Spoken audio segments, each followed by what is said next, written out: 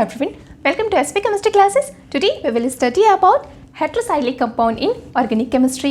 अभी देखिए जो हेटेरोसाइक्लिक कंपाउंड है उससे रिलेटेड ये सेकंड वीडियो है हमारा.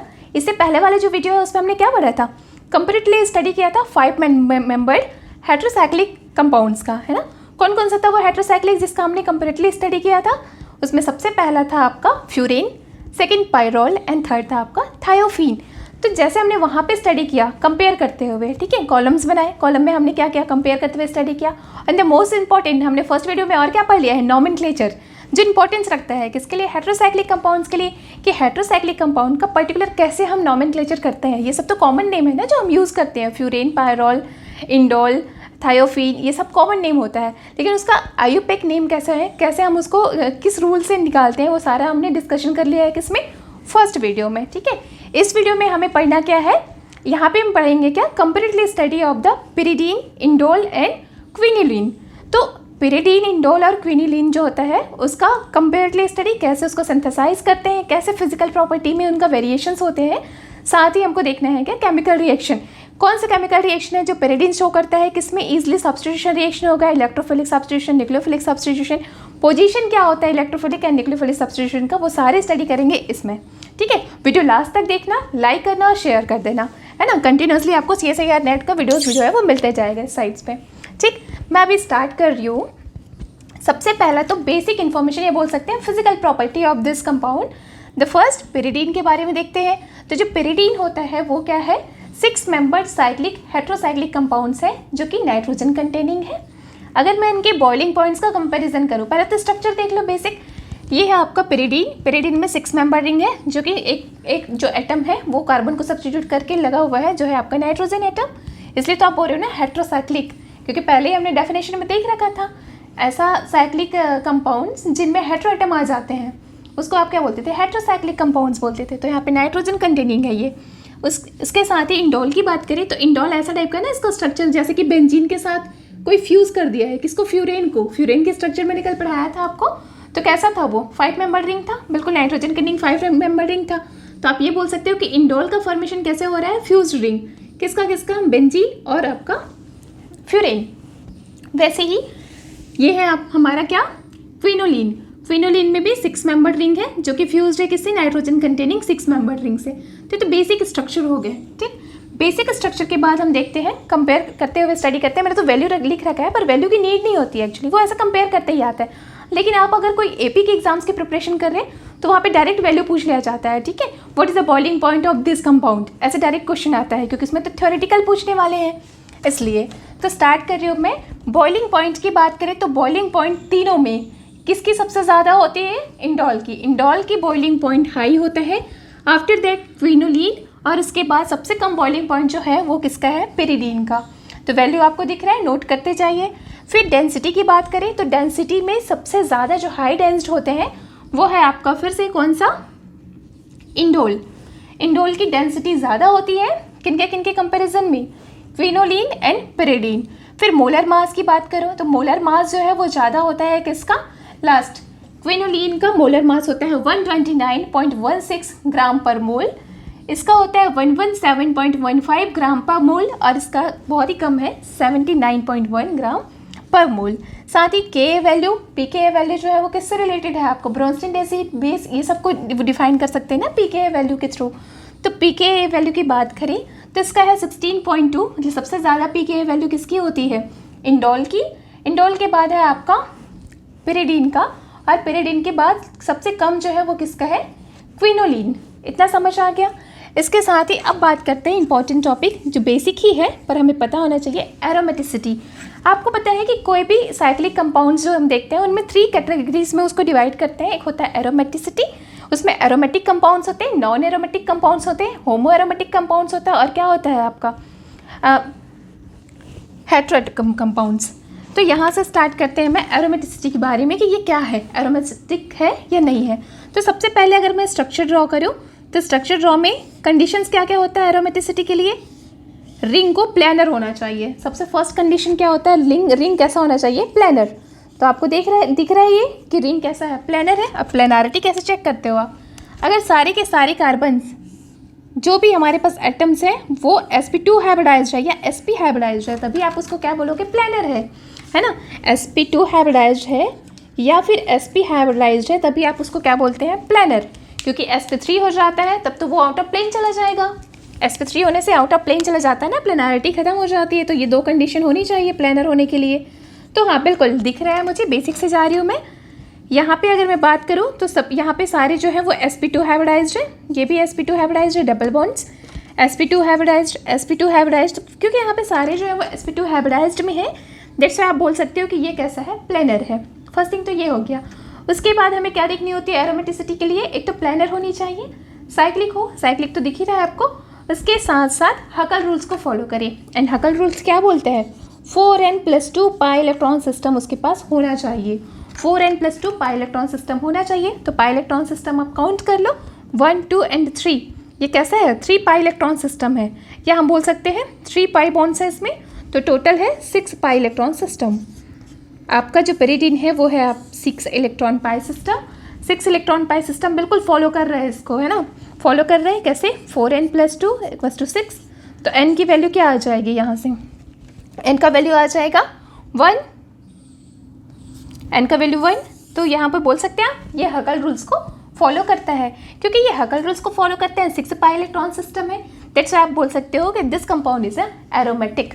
ये जो हमारा कंपाउंड है वो एरोमेटिक है। और आपको ये भी पता है कि जो एरोमेटिक होते हैं वो स्टेबलाइज्ड होते हैं, ठीक है। और स्टेबलाइजेशन भी देखेंगे 1 बाय 1 हम कि कौन ज़्यादा स्टेबल है। और उसको कैसे पता करेंगे, रेजोनेटिंग स्ट्रक्चर से। जो रिंग जितना ज़्यादा रेजोनेटिंग स्ट्रक्चर दिखाएगा, या फिर हम बोल सकते हैं उसकी रेजोनेंस एनर्जी जितनी हाई होती है, वो रिंग उतना ही ज़्यादा स्टेबल होता है, ठीक है। तभी तो हम बेंजीन में भी पढ़ते थे ना, बेंजीन इज स्टेबल, क्यों, क्योंकि वो रेजोनेटिंग स्ट्रक्चर शो करता है। बिल्कुल वैसे ही इसमें भी रेजोनेटिंग स्ट्रक्चर निकालेंगे आगे वीडियोज़ में, और फिर बताऊंगी मैं आपको कि ये स्टेबल है या नहीं है, या कंपेयर करेंगे हम, सब में कंपेयर कराएंगे, फ्यूरेन में, पायरोल में, थायोफीन में, फिर पेरिडीन, इंडोल एंड फिनोलिन, कि इसमें स्टेबिलिटी का ऑर्डर क्या है, किस में रेजोनेंस एनर्जी ज़्यादा होता है या रेजोनेटिंग स्ट्रक्चर ज़्यादा बनता है, वो सारा पढ़ेंगे, ठीक। इसके एरोमेटिसिटी की बात करें तो इसके एरोमेटिसिटी में भी हमें देखना होगा, सबसे फर्स्ट चीज़ देखनी होती है क्या, सारे के सारे sp या फिर sp2 हाइब्रिडाइज्ड होनी चाहिए, sp3 हाइब्रिडाइजेशन नहीं होनी चाहिए कहीं भी, वो चीज़ चेक करनी है। इसके साथ ही आपको चेक करना है कि क्या ये हकल रूल को फॉलो करता है। तो करते हैं स्टार्ट। ये है मेरा क्या, इंडोल। जब इंडोल की बात करते हैं तो यहाँ पे मैंने कहा था जैसे पहले ही कि ये जो ना फ्यूज्ड रिंग है, किसका किसका, बेंजीन का है, पायरोल का। अब आप देखो पाई इलेक्ट्रॉन सिस्टम काउंट कर लेते हैं। वैसे तो दिख ही रहा है हमको, हाइब्रिडाइजेशन तो सबका सेम दिख रहा है ना, हाइब्रिडाइजेशन दिख रहा है, प्लेनर ही है, डबल बॉन्ड है, कहीं भी सिंगल बॉन्ड नहीं है। आपको ये तो पता है ना कि जो sp3 हाइब्रिडाइज्ड होता है कार्बन एटम, वो तो आउट ऑफ प्लेन चला जाता है, क्यों, क्योंकि इसका टेट्राहाइड्रल होता है। हाइब्रिडाइजेशन टेट्राहाइड्रल होगा ना, ज्योमेट्री भी टेट्राहाइड्रल होता है, तो वो आउट ऑफ प्लेन चला जाता है, तो आप उसको प्लेनर नहीं बोलते, ठीक है। लेकिन sp2 की बात करें तो वो भी कैसा होता है, ट्राइगोनल प्लेनर, नाम के पीछे लगाते हैं ना ट्राइगोनल प्लेनर, तो वो बिल्कुल प्लेन में होते हैं। इसलिए हम चेक करते हैं कि sp2 या sp हाइब्रिडाइज्ड होना चाहिए सारे एटम्स को। तो यहाँ पे चेक कर लिया कि सारे एटम्स कैसा है, sp2 या sp हाइब्रिडाइज्ड है, ठीक है। अब इतना करने के बाद क्या करेंगे, हाँ अगर आपको ये कन्फ्यूज़न हो रहा होगा ना कि ये कैसे sp2 हाइब्रिडाइज्ड हुआ, यहाँ पे तो लोन पेयर्स भी है और ये इसने 3 बॉन्ड्स बना रखा है, तो एग्जैक्टली इसने 3 बॉन्ड्स बनाया, वहीं से आपको पता चल जाएगा कि ये भी प्लेनर है, क्योंकि ये जो है वो कॉन्जुगेशंस में है कॉन्जुगेशन में, मतलब एरोमेटाइजेशंस में ये जो लोन पेयर्स है ना वो पार्टिसिपेट कर रहा है, ठीक है। तो इतना चीज़ें हमें पता चल गया यहाँ से। तो सबसे पहले इसके बारे में हम क्या कर सकते हैं, ये एक हेट्रोसाइक्लिक कंपाउंड है, जो तभी तो हम पढ़ रहे हैं इसको, हेट्रोसाइक्लिक कंपाउंड है। साथ ही आप बोलोगे रिंग कैसा है, प्लेनर है, रिंग जो है वो कैसा है, प्लेनर है। साथ ही आप बोलोगे कॉन्जुगेटेड रिंग है, कॉन्जुगेटेड रिंग, ठीक है। साथ ही IUPAC नॉमेनक्लेचर आप मुझे करके बताओगे किसमें, कमेंट बॉक्स में, है ना। मैंने पहले वाली वीडियो में क्या किया है, पूरा नॉमेनक्लेचर सिखा दिया है। कॉन्जुगेटेड है, अगर सैचुरेटेड है कंपाउंड्स तो उसका नॉमेनक्लेचर कैसे करते हैं, उसमें क्या सफिक्स प्रीफिक्स लगाते हैं वो भी बताया था। साथ ही मैंने ये भी बता दिया था कि कॉन्जुगेटेड है तब कैसे करेंगे, नॉन कॉन्जुगेटेड है तब कैसे करेंगे। तो वो सारा फॉर्मूला आप देखो और इन तीनों का कमेंट बॉक्स में मुझे बता देना कि क्या होगा नॉमेनक्लेचर, तभी तो मुझे भी इंटरेस्ट आएगा ना जब आपका कमेंट्स पढ़ेंगे, है ना। आपका कमेंट्स ही है जो मुझे ऐसा एनर्जी देता है कोई भी वीडियोस बनाने के लिए, ठीक है। तो आप मुझे क्या करोगे, इन तीनों के IUPAC नॉमेनक्लेचर लिखोगे कि क्या होता है, जैसे हमने फ्यूरेन का किया था वैसे ही आप देखोगे इनके जो IUPAC नॉमेनक्लेचर होगा वो क्या होगा, एक्चुअल में इसका नेम, ये तो कॉमन नेम पढ़ रहे हैं हम, वो आप कमेंट में मुझे लिख के बताना, ठीक है। देखते हैं कि कितना जल्दी आपका कमेंट्स आता है, कौन फर्स्ट कमेंट करता है, तो वो चेक कर लूँगी फिर मैं। इसके बाद अगर देखें तो ये हेट्रोसाइक्लिक है, साथ ही ये प्लेनर है, कॉन्जुगेटेड तो है ही, दिख रहा है हमको, है ना, कॉन्जुगेटेड है। अब हमें देखते हैं कि क्या ये हकल रूल को फॉलो करता है। तो हकल रूल को फॉलो करने के लिए मैंने फिर से वही कहा कि पाई इलेक्ट्रॉन सिस्टम निकालते हैं। कितना पाई इलेक्ट्रॉन सिस्टम है ये, काउंट करो, 1 2 3 4 एंड 5, कैसा है, 5 पाई इलेक्ट्रॉन सिस्टम है इसमें। क्या हम बोल सकते हैं टोटल 10 पाई इलेक्ट्रॉन है इसका, 10 पाई इलेक्ट्रॉन सिस्टम होगा। अब क्योंकि ये 10 पाई इलेक्ट्रॉन सिस्टम है तो हकल रूल्स में फिर से लगा देते हैं। क्या ये हकल रूल्स को फॉलो कर रहा है, तो इतना इज इक्वल्स टू 10 लिखो, टोटल हमारे पास 10 इलेक्ट्रॉन्स है। तो इस कंडीशंस में क्या हो जाएगा, n इक्वल्स टू निकल जा रहा है ना 2, तो n की वैल्यू फिर से आ गई 2, मतलब हम बोल सकते हैं कि क्या करता है, हकल रूल को फॉलो करता है। तो ये कैसा है, एरोमेटिक है, बिल्कुल। हमारा पिरिडीन भी एरोमेटिक कंपाउंड है और साथ ही इंडोल भी क्या है, एरोमेटिक ही है। अब इसकी बात करें, इसके केसेस में क्या होगा, इसमें है 6 मेंबर्ड बेंजीन लाइक स्ट्रक्चर। इसके साथ ही दूसरा वाला जो रिंग है वो भी है 6 मेंबर्ड नाइट्रोजन कंटेनिंग कंपाउंड। यहाँ पे बॉन्ड्स की बात करें तो फिर से कॉन्जुगेशंस तो है ही, तो सब चीज़ आप सेम लिख लोगे। कॉन्जुगेशन है, अल्टरनेट डबल बॉन्ड्स प्रेजेंट है, प्लेनर है, प्लेनर तो आपको दिख रहा है, हाइब्रिडाइजेशन सबका sp2 आ रहा है।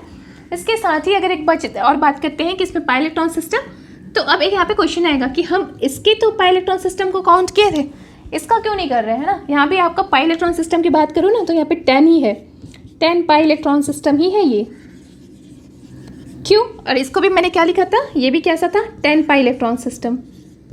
अब पाई इलेक्ट्रॉन को काउंट कैसे किया था मैंने, यहाँ पे 1 2 3 4 एंड 5, यहाँ पे मैंने ये लोन पेयर है ना उसको भी काउंट किया था, ठीक है। लेकिन यहाँ पे क्या कर रहे हैं, 1 2 3 4 5, यहाँ पे मैं इस लोन पेयर को काउंट नहीं करती हूँ, क्यों, क्योंकि वो जो यहाँ पे लोन पेयर है ना वो नॉन हकल लोन पेयर्स हैं। कैसे पता चला मुझे नॉन हकल लोन पेयर्स है, क्योंकि वो साइक्लाइजेशन में पार्टिसिपेट नहीं कर रहा है। वो क्या कर रहा है, साइक्लाइजेशन में पार्टिसिपेट नहीं कर रहा है, या उसका कोई भी रोल्स नहीं है रिंग को एरोमेटाइज्ड करने में, उसका रोल ही नहीं है। कैसे, अब क्योंकि नाइट्रोजन ने यहीं पे ही करंट में ही डबल बॉन्ड्स बना रखा है, इसका मतलब तो यही हुआ ना कि ये साइक्लाइजेशन में, कॉन्जुगेशन में तो है नहीं है। तो क्योंकि ये कॉन्जुगेशन में नहीं है इसलिए मैं ये बोलूँगी कि ये जो लोन पेयर है वो एरोमेटाइजेशन में पार्टिसिपेट नहीं करेगा, इसलिए इसको बोलते हैं नॉन हकल लोन पेयर्स। इसको हम कॉन्जुगेशन में नहीं लेंगे, ना ही एरोमेटाइजेशन में इसका कोई रोल है, इसलिए यहाँ पे भी मैं लिखूंगी क्या, 10 पाई इलेक्ट्रॉन सिस्टम है। प्लेनर तो है ही, जो कि पहले ही लिखते आ रहे हैं, ये भी कैसा है, प्लेनर है, साइक्लिक है और कॉन्जुगेटेड है। तो इतनी चीज़ें तो हमें समझ आ गया कि कॉन्जुगेटेड है ये। अब हम देखते हैं कि सिंथेसिस कैसे करते हैं, ठीक है। लैब में इनको प्रिपेयर कैसे किया जाता है, रिएक्शन मैकेनिज्म कैसे होगा, कैसे कैसे हम सिंथेसाइज करेंगे पिरिडीन को, इंडोल को और क्विनोलिन को, ठीक। फिर आपका बेसिक जो इन्फॉर्मेशन था फिजिकल प्रॉपर्टी वो तो कंप्लीट हो गया, कंपैरेटिवली स्टडी किया हमने। उसके बाद में आप क्या करते हैं, सिंथेसिस देखते हैं, ठीक है। कौन कौन सा सिंथेसिस है जो इंपॉर्टेंस रखता है इनके सिंथेसाइज करने के लिए। इसमें सबसे पहला आ जाता है आपका क्या, पिरिडीन। पिरिडीन को सिंथेसाइज करने के लिए जिस मेथड्स का यूज़ करते हैं उसको बोलते हैं हेड सिंथेसिस। जो हेड सिंथेसिस है वो इम्पॉर्टेंट है क्योंकि यहाँ पे ना क्या होता है, पिरिडीन का एक इम्पॉर्टेंट डेरिवेटिव्स का फॉर्मेशन होता है। अब इसमें करते क्या है, हम इसके लिए यूज़ किया जाता है एक्चुअली इस रिएक्शन में। आप ना अभी थ्योरेटिकली बेस्ड लिख लो, उसके बाद मैं पूरा मैकेनिज्म समझाऊंगी। हाई लेवल में मैकेनिज्म जानना ज़रूरी होता है, लेकिन अगर आप बीएससी के स्टूडेंट्स हैं तो आप बस नोट करते जाओ कि मैं जो थ्योरी बोल रही हूँ उसको नोट करो, फिर सिंथेसिस कैसे करते हैं वो रिएक्शन लिख लो, है ना।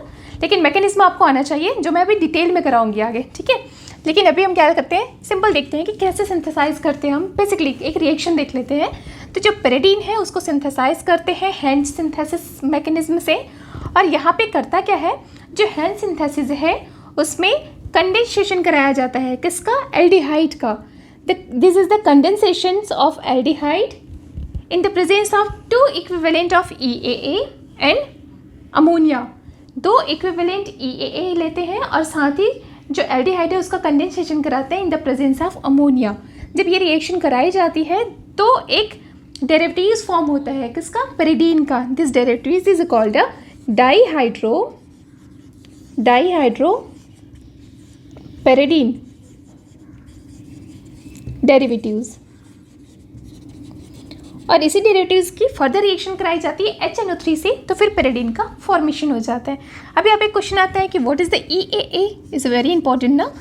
आपको कभी भी इसकी सिंथेसाइज करानी है तो इसी का यूज़ करते हैं। तो ये है क्या, तो जैसे कि नाम से क्लियर हो रहा है, इसमें क्या होता है, इथाइल ग्रुप होते हैं। इसमें क्या है, इथाइल ग्रुप है plus aceto plus acetate,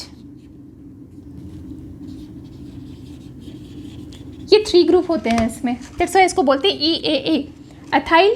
ethyl आपको पता है C2H5, साथ ही एसीटो ग्रुप, एसिटिक ग्रुप मतलब COO and CH3 है ना। और आपका एसिटेट, एसिटेट मतलब एस्टर, एस्टर ग्रुप भी इसमें प्रेजेंट है, COO और आगे जो भी समथिंग। तो ये 3 ग्रुप जो होते हैं उनके ही कॉम्बिनेशन से फॉर्म होता है EAA, एथिल एसिटो एसिटेट। तो यहाँ से देखिए यही तो है एथिल एसिटेटो एसिटेट। कैसे बोल रहे हैं हम, ये जो है वो मेरा आपका इथाइल ग्रुप है, ये है इथाइल ग्रुप। साथ ही अगर आप देखो तो ये आपका एस्टर वाला पोर्शन हो गया जिसको हम बोलते हैं एसिटेट, और ये जो ग्रुप है इतना, ये आपका कीटो ग्रुप है जिसको बोलते हैं आप एसिटो। तो इसका यूज़ करते हैं, ठीक है, और कंडेंसेशन कराते हैं किसका, एल्डिहाइड्स का। किसके प्रेजेंस में, अमोनिया के प्रेजेंस में। एक्चुअली ना इसका मैकेनिज्म जब मैं आपको कराऊंगी तो ज़्यादा क्लियर हो जाएगा कि यहाँ पे जो 2 इक्विवेलेंट हम मॉलिक्यूल ले रहे हैं EAA का, उसका इंपॉर्टेंस क्या है, क्यों हम 2 मॉलिक्यूल लेते हैं, ठीक है। तो इसका रीज़न होता है कि एक जो मॉलिक्यूल है ना वो रिएक्शन करेगा किसके साथ, एल्डिहाइड के साथ, और जो दूसरा वाला है वो रिएक्शन करेगा किसके साथ, अमोनिया के साथ। और दोनों आपस में जब रिएक्शन करके प्रोडक्ट फॉर्म करेंगे, वो उन प्रोडक्ट को आपस में मिलाने से ही बनता है हमारा पैराडीन का डेरिवेटिव्स।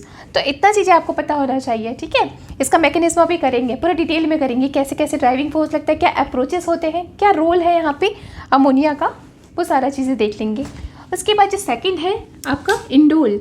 इंडोल एक टाइप का एल्किलॉइड्स है, ये नेचुरली भी हम सिंथेसाइज कर सकते हैं, बहुत सारे वेजिटेबल्स में प्रेजेंट होता है ये, जैसे जो ब्रोकली खाते हैं, ब्रोकलीज में होता है ये, ठीक है, कॉलीफ्लावर्स में होते हैं। तो यहाँ से अब स्टार्ट कर रही हूँ मैं इसको सिंथेसाइज करने के लिए। एक तो है आपका लैब वाला, उसमें है modelling synthesis for the indole. Indole की जो मॉडलिंग सिंथेसिस है वो एक बेस कैटालाइज्ड रिएक्शन होता है। इसमें बेसिस के प्रेजेंस में कैटालिटिक रिएक्शंस कराते हैं, एंड कैटालिटिक रिएक्शन से ही प्रोड्यूस किया जाता है इंडोल को। इसके लिए करते क्या है, रिएक्टेंट के फॉर्म में हमें लेना होता है ऑर्थोटोलिडाइन को। ऑर्थोटोलिडाइन क्यों बोल रही हूँ, क्योंकि ये ऑर्थो पोजीशन में है, चाहे आप इसको ऑर्थो बोलो या इसको, है ना, दोनों के कंडीशंस में ऑर्थो पोजीशन में है। तो ये ऑर्थो पोजीशन में एक टोलिडाइन होता है, उसकी रिएक्शन कराई जाती है ClCO से, और इसकी रिएक्शन कराने से हमारे पास एक डेरिवेटिव्स का फॉर्मेशन होता है, इज कॉल्ड है N-एसिटाइल डेरिवेटिव्स। और यही N-एसिटाइल डेरिवेटिव्स की बेस कैटालिटिक रिएक्शन कराते हैं, वाटर मॉलिक्यूल्स को बाहर करते हैं, तो फॉर्मेशन हो जाता है आपका इंडोल। तो ये रिएक्शन पढ़नी है। इसके अलावा जैसे मैंने पहले ही कहा, इज नेचुरल प्रोडक्ट है ना, तो नेचुरली इसको सिंथेसाइज करने के लिए जिस मेथड का यूज़ करते हैं is called Fischer indole synthesis. इसको डिटेल में पढ़ेंगे, इसकी पूरी मैकेनिज्म पढ़ाऊंगी मैं आपको इसी वीडियो में, ठीक है। लास्ट तक वीडियो देखना, मज़ा आने वाला है। हाई लेवल्स के इसके भी मैकेनिज्म करेंगे और इसके भी मैकेनिज्म करेंगे, ठीक है। इसके साथ साथ आप मुझे डेली अपडेट्स के लिए फॉलो कर सकते हैं इंस्टाग्राम में और मेरा फेसबुक पेज में, है ना। इससे क्या होगा, आपको अपडेट्स मिलते रहेंगे, जितने भी मैं वीडियो डालूंगी CSIR नेट से रिलेटेड, तो वो आपको अपडेट्स मिलते रहेगा। फिर आ जाता है क्विनोलिन। क्विनोलिन की बात करें कि इसको कैसे सिंथेसाइज करते हैं, तो उसके लिए यूज़ किया जाता है स्कार्प सिंथेसिस। स्कार्प सिंथेसिस एक ऐसा सिंथेसिस है जिससे हम क्या फॉर्मेशन कर सकते हैं, क्विनोलिन का फॉर्मेशन करते हैं। इसके लिए एनिलीन का यूज़ किया जाता है, एनिलीन का यूज़ करते हैं, और साथ ही ग्लिसरॉल का यूज़ करते हैं, ठीक है। When aniline react with glycerol in the presence of, किसके प्रेजेंस में, कॉन्सेंट्रेटेड H2SO4 एंड नाइट्रोबेंजीन। अब क्या इंपॉर्टेंस है इसका, तो एक्चुअल में होता क्या है, जो एनिलीन है ना उसको हीट किया जाता है, किसके प्रेजेंस में, H2SO4 के प्रेजेंस में। फिर वही हीट करने के बाद ग्लिसरॉल से रिएक्शन करेगा। अब जब रिएक्शन हो जाएगी इतनी, तो हमें ऑक्सीडाइजिंग एजेंट की ज़रूरत पड़ती है, मैकेनिज्म पे पता चलेगा आपको। तो यहाँ पे जो ऑक्सीडाइजिंग एजेंट का वर्क करेगा वो कौन है, नाइट्रोबेंजीन। तो जो नाइट्रोबेंजीन है वो कैसा यूज़ करते हैं यहाँ पे, एज ए ऑक्सीडाइजिंग एजेंट, और इन्हीं की रिएक्शन करने से हमारे पास फॉर्मेशन हो जाता है किसका, क्विनोलिन का, ठीक है। तो ये था बेसिक सिंथेसिस। कंप्लीटली मैंने वही बता दिया, क्योंकि आपको ऐसे नोट्स बनाने होते हैं ना, दैट्स व्हाई मैंने ऐसे बता दिया कि इसके सिंथेसिस के लिए इसको यूज़ करते हैं और इसका, तो एक साथ सिंथेसिस हो गया। अब हम क्या करते हैं, वन बाय वन इसका पूरे मैकेनिज्म देख लेते हैं। उसके बाद नेक्स्ट जो वीडियो है उसमें मैं क्या करूँगी, केमिकल रिएक्शन बढ़ा दूंगी, सारे केमिकल रिएक्शन, तो उसको भी कंपेयर करते हुए कर लेंगे कि कौन सब्स्टिट्यूशन रिएक्शन देता है, किस में फास्ट सब्स्टिट्यूशन होते हैं, इलेक्ट्रोफिलिक सब्स्टिट्यूशन किस पोजीशन पर अटैक करेगा, या न्यूक्लियोफाइल जो आएगा वो किस पोजीशन पर अटैक करेगा, वो सारा डिटेल पढ़ेंगे। ठीक है, अभी मैं मैकेनिज्म स्टार्ट कर रही हूँ। चलिए स्टार्ट करते हैं mechanism of the synthesis of pyridine by Hantzsch mechanism या हेंज सिंथेसिस। हेंज सिंथेसिस में एज अ रिएक्टेंट यूज़ किया जाता है किसको, EAA, एल्डिहाइड एंड अमोनिया। ये 3 चीज़ें हैं जिसको एज ए रिएक्टेंट यूज़ करते हैं और उसके बाद फिर प्रोडक्ट का फॉर्मेशन किया जाता है ना, as a very important synthesis. इसकी मैकेनिज्म की बात करूँ तो पहले थोड़ा सा बेसिक इन्फॉर्मेशन देते हैं। यहाँ पे क्या लिया जाता है, EAA, इसको क्या बोलते हैं, एथाइल एसीटो एसीटेट। यहाँ पे ये क्या है, इथाइल ग्रुप, जैसे इथाइल ग्रुप। ये है आपका क्या, एसीटेटो या एस्टर ग्रुप, और यहाँ से कीटो ग्रुप, इसमें बीटो कीटो भी बोला जाता है। ठीक है, तो इसका एज ए रिएक्टेंट यूज़ किया जाता है। यहाँ पे जो मैकेनिज्म है वो 3 स्टेप में कंप्लीट होगा। Step first, one by one study करते हैं क्योंकि मैकेनिज्म वेरी इंपॉर्टेंट हो जाता है ना किसी भी ऑर्गेनिक रिएक्शन को समझने के लिए। जब हम मैकेनिज्म कराते हैं ना तो ही हमें एक्चुअल में पता चलता है कि प्रोडक्ट क्या मिलने वाला है। वहाँ पे सारे हमारे जीओसी का भी रिवीजन हो जाता है कि कैसे कैसे हमने जीओसी में पढ़ा था, कैसे इलेक्ट्रॉन रिलीजिंग ग्रुप इफेक्ट करता है, electron donating group, acid base mechanism कैसे प्रोसीड्स होते हैं, सारा यहाँ पे क्लियर हो जाने वाला है ना। तो स्टेप जो फर्स्ट है उसमें क्या होता है, यहाँ पे हमने क्या किया है, 2 इक्विवेलेंट लिया है किसको, EAA। तो उसका क्या रीज़न है, क्यों हमने इसमें 2 ही मॉलिक्यूल्स लिया। तो इसका जो एक मॉलिक्यूल होता है इसे हम थोड़ा ऑर्गेनाइज करके ऐसे लिख सकते हैं, ये CH2, C कार्बोनिल ग्रुप को लिखा और यहाँ पे Ag, और यहाँ से आ जाता है आपका CH3। ये तो हो गया हमारा EAA। अब ये फर्स्ट स्टेप में इसकी रिएक्शन कराई जाती है। इसकी रिएक्शन करते हैं किसके साथ, एल्डिहाइड। इसकी रिएक्शन कराई जाती है एल्डिहाइड्स के साथ। एल्डिहाइड क्या है आपका, RCHO ग्रुप। तो एल्डिहाइड के साथ रिएक्शंस करते हैं तो यहाँ पे कंडेंसेशन होता है और वाटर मॉलिक्यूल बाहर निकल जाता है। ठीक है, यहाँ से ऐसे, दिस रिएक्शन क्या हुआ, वाटर मॉलिक्यूल बाहर निकल गया। वाटर मॉलिक्यूल्स के बाहर निकलते ही ये दोनों आपस में अटैच हो जाएगा और फॉर्मेशन हो जाता है एक नया प्रोडक्ट जो है कौन सा, इसको मिला के लिख लीजिए आप,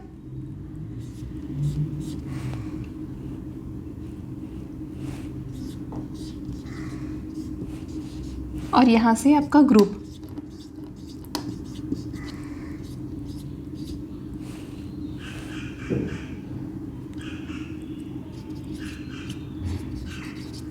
तो ये था मेरा फर्स्ट जो मुझे प्रिपेयर करना था ना, इन्हीं 2 प्रोडक्ट बनाएंगे ना, उसके साइक्लाइजेशन से ही फॉर्मेशन होगा आपका पेरिडीन डेरिवेटिव्स का। ये तो था first step and the second step. Step second में क्या होता है, सेकेंड स्टेप में क्या करते हैं, फिर से हम एक इक्विवेलेंट EAA को लिया जाता है यहाँ पे,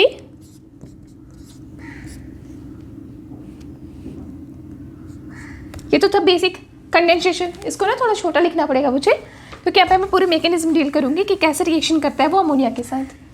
तो जो सेकेंड स्टेप है तो वहाँ पे रिएक्शन होती है अमोनिया के साथ। कैसे रिएक्शन होता है, तो सबसे पहले ये जो है मेरे पास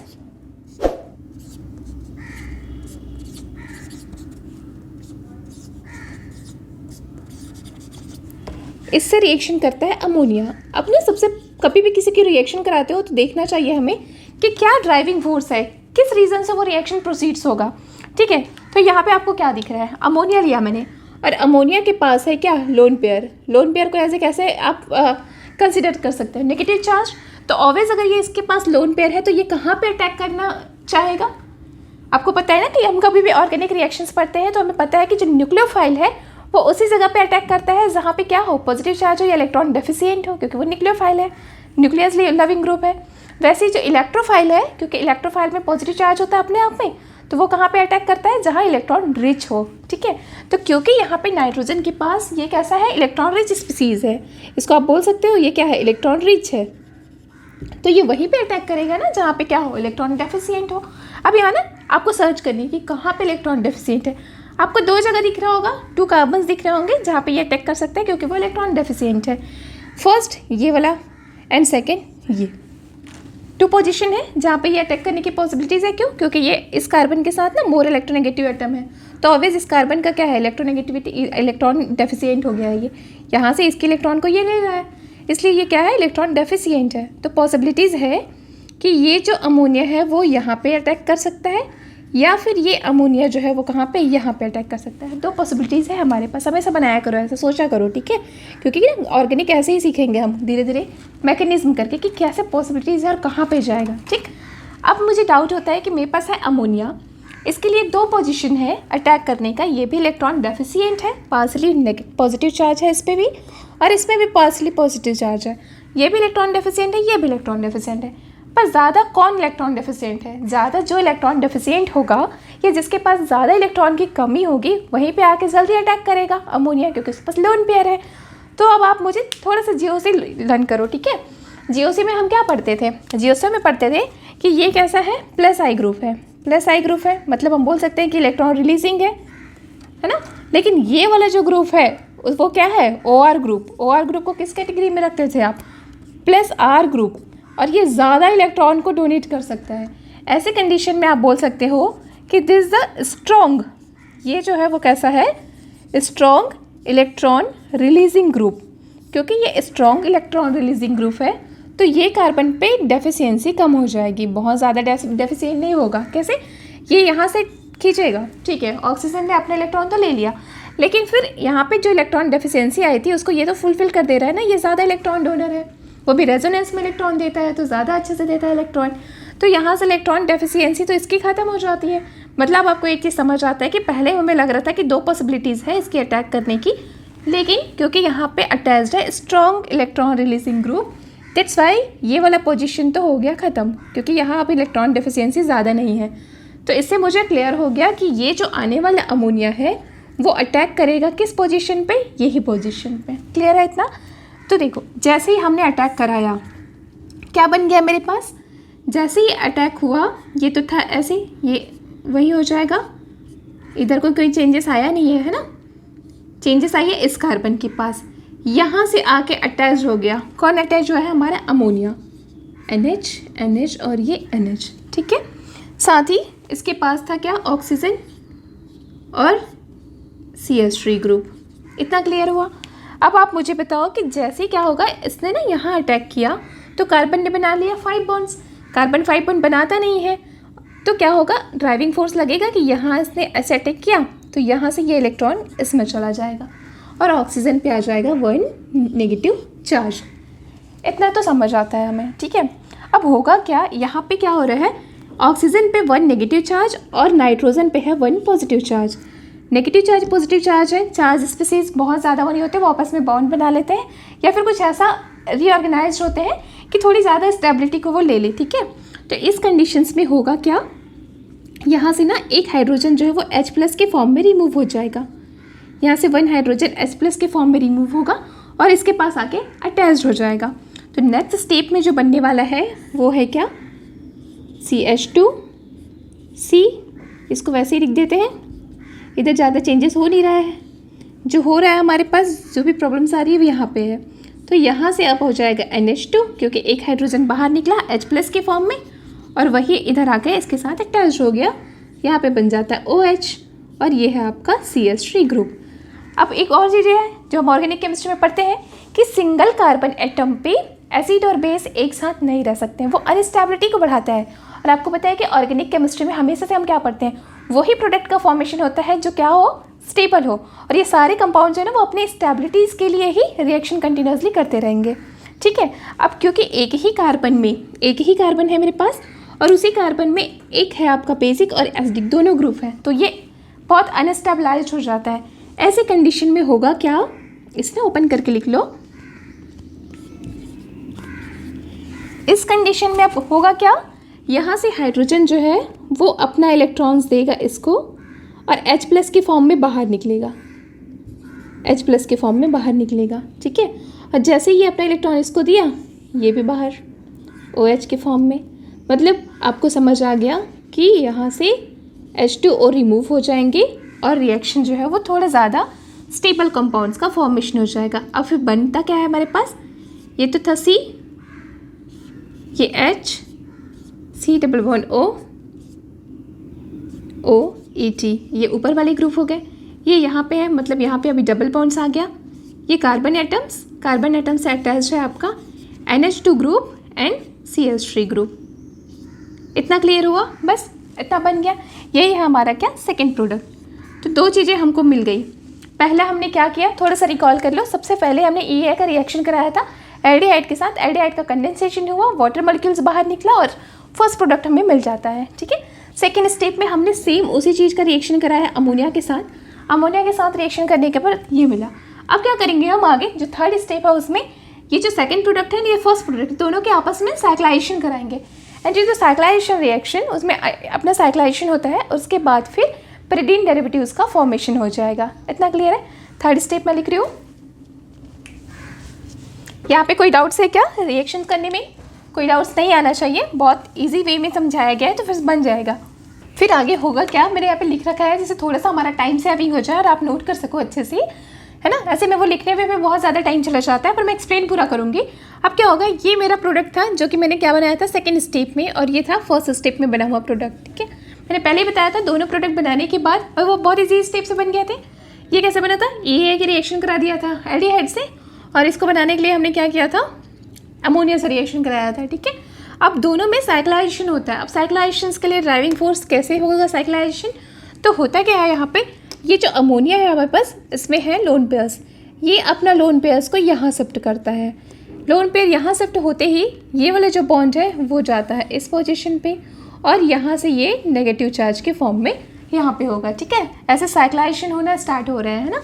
तो इतना करने के बाद आपको पता चल रहा है कि मैंने क्या कहा कि ये जो नाइट्रोजन है उसने अपना लोन पेयर देके यहाँ पे डबल बॉन्ड बना लिया, तो बिल्कुल वैसे ही स्ट्रक्चर में दिख रहा है। यहाँ पे बन गया है डबल बॉन्ड।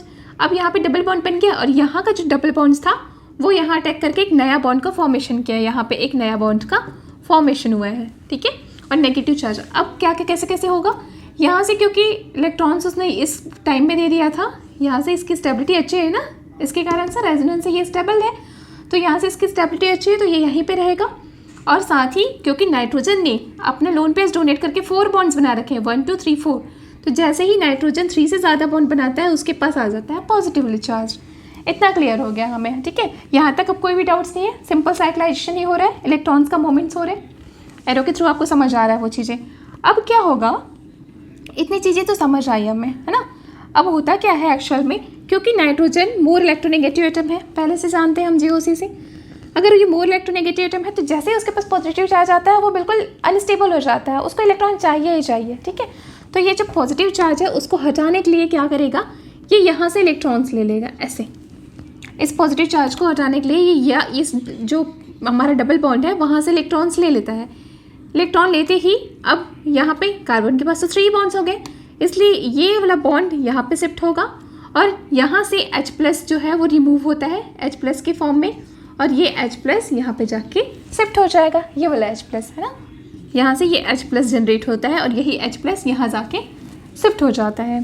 तो इसके बाद जो हमारे पास स्ट्रक्चर मिलता है उसमें यही है कि यहाँ से डबल बॉन्ड्स को मैंने ख़त्म कर दिया क्योंकि वो नाइट्रोजन साइड शिफ्ट हो गया है, और यहाँ से हाइड्रोजन रिमूव होके डबल बॉन्ड्स यहाँ शिफ्ट, और जो हाइड्रोजन H+ के फॉर्म में निकला था वो यहाँ, इससे कि यहाँ की नेगेटिविटी जो है वो ख़त्म हो गई है। ठीक है, तो इतना तो था, अपना 3 स्टेप तक समझ आ गया है। इसके बाद होता क्या है रिएक्शंस में, अभी भी मैं देख रही हूँ कुछ ना कुछ तो दिख रहा है हमें ना। जब तक रिएक्शन होते रहता है, मैंने पहले बताया था, तब तक रिएक्शन होता रहता है तब तक कोई ड्राइविंग फोर्स हो वहाँ पे, है ना। तो कुछ ना कुछ तो है जो अभी भी दिख रहा है। क्या दिख रहा है सोचो, अभी भी नाइट्रोजन ने क्या किया, 3 बॉन्ड्स बनाए हैं, मतलब मैं बोल सकती हूँ कि नाइट्रोजन के पास 1 लोन पेयर्स है। अब यही 1 लोन पेयर जो है वो फिर से ट्रिगर करेगा कि आगे और रिएक्शन होगा, अभी भी स्टेबल नहीं है चीज़ें, तो आगे क्या करेगा, ये जो है वो फिर से इलेक्ट्रॉन डेफिशिएंट कार्बन सर्च करेगा इसमें। अब आपको दिख रहा होगा सबसे ज़्यादा इलेक्ट्रॉन डेफिशिएंट कार्बन कौन सा है, ये है कार्बन, ये कार्बन, ये कार्बन। तो आपने तुरंत क्लिक किया होगा ब्रेन में ना कि वो वाला कार्बन जो ऑक्सीजन से अटैच्ड है, ये वाला कार्बन स्लाइटली इलेक्ट्रॉन डेफिशिएंट है क्योंकि वो ऑक्सीजन से डायरेक्ट अटैच्ड है ना। तो इसलिए, और यहाँ पे मैंने पहले भी बता दिया था कि ये है तो प्लस आई इफेक्ट, पर बहुत ज़्यादा तो नहीं देगा। अब क्या होगा, ये जो लोन पेयर है वो अटैक करेगा इस पोजीशन पे, और ये भी बहुत फेवरेबल है कि ऑक्सीजन पे आ जाएगा नेगेटिव चार्ज, क्योंकि ऐसा हो सकता है, पॉसिबिलिटीज़ है। तो आगे का जो चीज़ें हैं उसमें क्या होगा, इस नाइट्रोजन ने नया बॉन्ड का फॉर्मेशन किया इस वाले कार्बन के साथ। अपना कार्बन हमेशा काउंट करते रहा करो मेंबर रिंग्स बनाने के लिए। यहाँ पे क्या होगा, 1 2 3 4 5 एंड 6 मेंबर्ड रिंग का फॉर्मेशन होगा, जो मैंने कर दिया। और ये जो ऑक्सीजन था वो नेगेटिव चार्ज लेते हुए अलग हो जाएगा, यहाँ पे आ जाएगा नेगेटिव चार्ज, क्योंकि उसने अपने बॉन्ड्स का इलेक्ट्रॉन्स को होल्ड कर लिया है। ठीक है, अब इसी नेगेटिवली चार्ज जो है, अब फिर से क्या हुआ, अब नाइट्रोजन ने बना लिया पॉजिटिवली चार्ज, अपने ऊपर फिर से पॉजिटिव आ गया है। तो जैसे मैंने इससे पहले वाले स्टेप में रिएक्शन कराया था, यहाँ से एक H+ जाएगा बाहर और इसके पास आके अटैच हो जाएगा। तो इस कंडीशंस में ये जो नाइट्रोजन है उसके पास एक ही हाइड्रोजन रह जाएंगे, लोन पेयर तो है ही, अब एक हाइड्रोजन रह जाएगा और दूसरा वाला जो हाइड्रोजन है वो कहाँ चला गया है, OH के पास गया। इतनी चीज़ें क्लियर हुई। आफ्टर दैट, क्योंकि यहाँ भी वाटर मॉलिक्यूल इजीली निकल सकता है, इसलिए ये वाला जो इलेक्ट्रॉन है वो यहाँ शिफ्ट करेंगे और H+ और OH- करके H2O जो है वो बाहर रिलीज हो जाएगा। ठीक, तो यहाँ से ये बॉन्ड जो है वो शिफ्ट होगा यहाँ पे और यहाँ से ये निकल जाएंगे H+ एंड OH आपस में रिएक्ट करके वाटर मॉलिक्यूल, और वाटर मॉलिक्यूल बनाने के बाद ये है हमारा प्रोडक्ट, जो किस में फॉर्मेशन होती है, H सिंथेसिस, जो मैं अभी पढ़ा रही हूँ। ये क्या प्रोडक्ट बन गया, आपको लग रहा है क्या ये पेरिडीन है? तो हाँ, ये पेरिडीन है, पर ये पेरिडीन कंप्लीट पेरिडीन नहीं, डेरिवेटिव्स है। इसको बोलते हैं डाईहाइड्रोपेरिडीन डेरिवेटिव्स।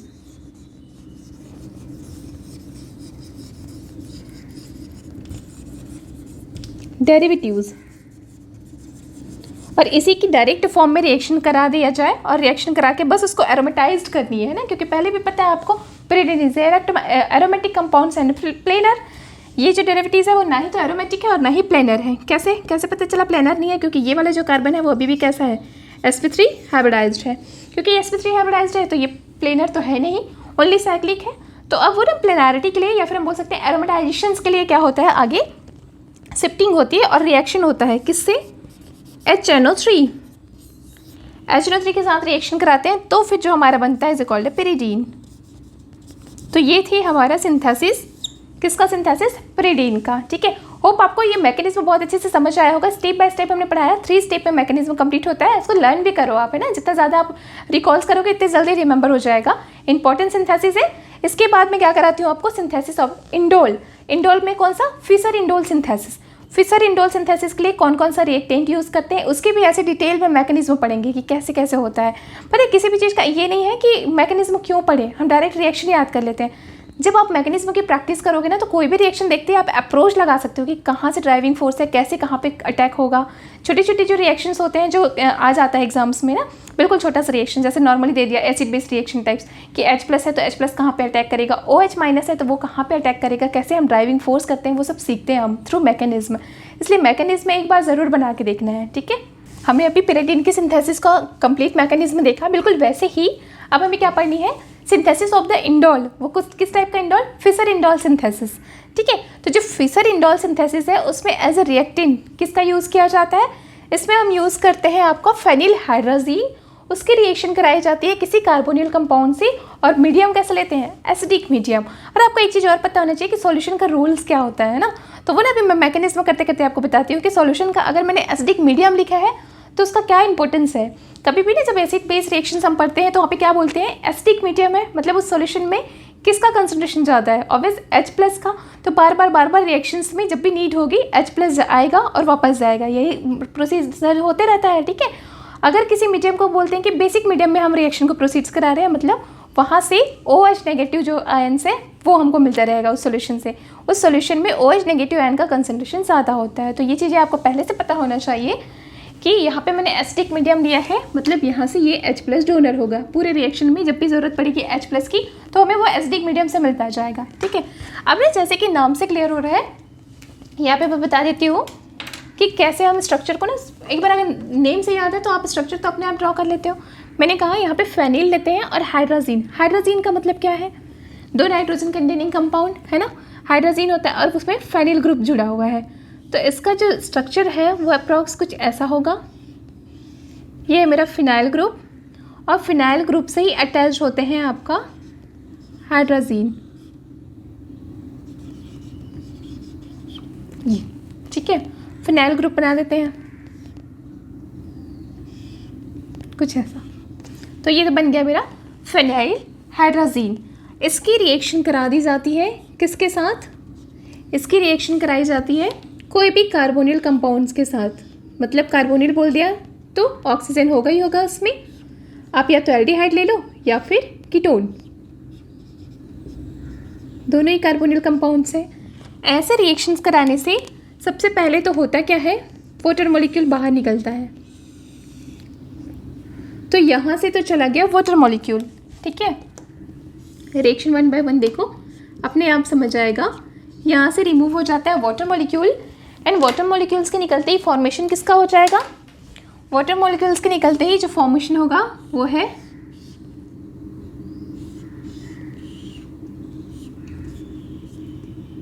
ये है मेरा एक नाइट्रोजन जिसके पास हाइड्रोजन अटैच्ड है, दूसरा नाइट्रोजन। अब ये जो नाइट्रोजन है उसने डबल बॉन्ड सीधा बना रखा है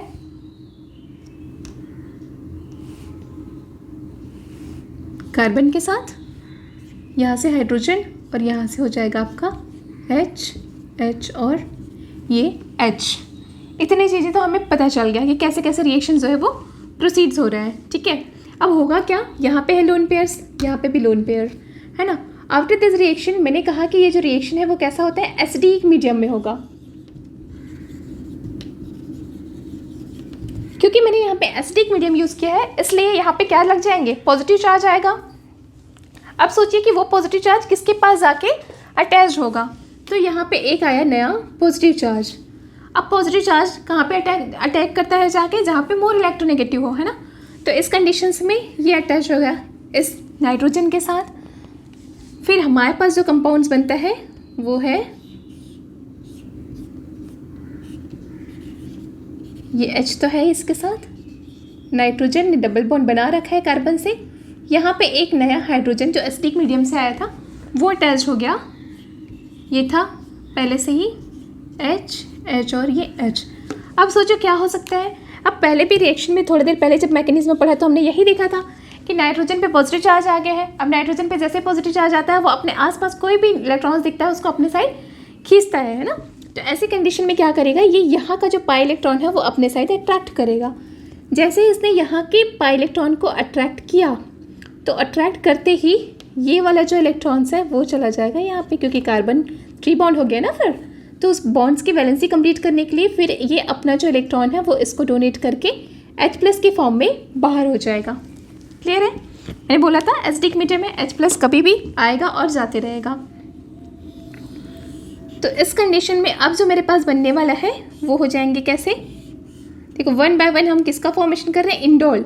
और आपको पता है इंडोल है क्या, एक टाइप का इंडोल को आप क्या बोल सकते हो, बेंजीन एंड फ्यूरेन का कंबाइंड रिंग, है ना। तो एक रिंग तो बेंजीन का होगा और दूसरा फ्यूरेन का बनाएंगे। फ्यूरेन मतलब 5 मेंबर नाइट्रोजन कंटेनिंग रिंग, तो वही बनने वाला है। दिख रहा है आपको, कहीं ना कहीं से वही स्ट्रक्चर फॉर्मेशन हो रही है। वो ब्रेन में रखा करो, ठीक है। बनाना क्या है, अपने आप मैकेनिज्म आ जाता है आपको थ्योरेटिकल लिखना है तो। और मैकेनिज्म लिखने से थ्योरी एग्जाम्स में नंबर्स अच्छे मिलते हैं। फिर ये तो है नाइट्रोजन, और इसके बाद जो बना मेरे पास ये था नाइट्रोजन, ये वाला नाइट्रोजन, यहाँ से हाइड्रोजन है, ये तो बन गया सिंगल बॉन्ड।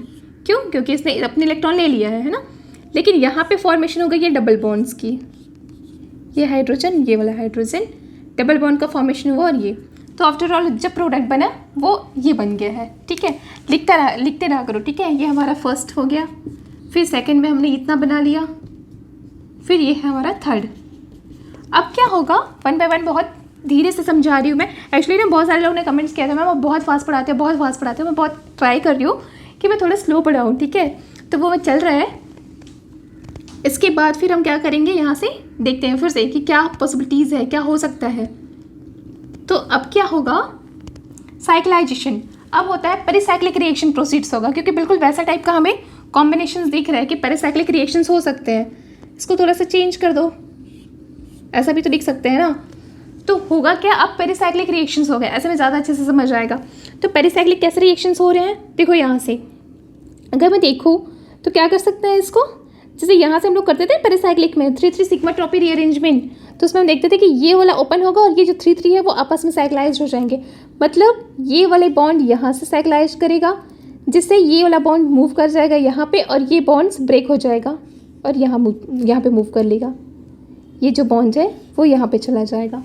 समझ आ रहा है, मैं ये बोलना चाह रही हूँ कि यहाँ पे क्या होगा, बॉन्ड का फॉर्मेशन होगा, एक नया बॉन्ड का फॉर्मेशन होगा।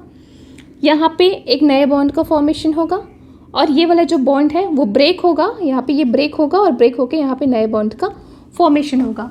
तो इसको बोलते हैं 3 सिग्मा टॉप रीअरेंजमेंट, या ये पेरिसाइक्लिक रिएक्शंस का टॉपिक है। तो वहाँ से होता हुआ रीअरेंजमेंट होगा अपने आप में, और रीअरेंज होके कुछ इस टाइप से मॉलिक्यूल का फॉर्मेशन हो जाएगा, ऐसे कंपाउंड बन जाएंगे।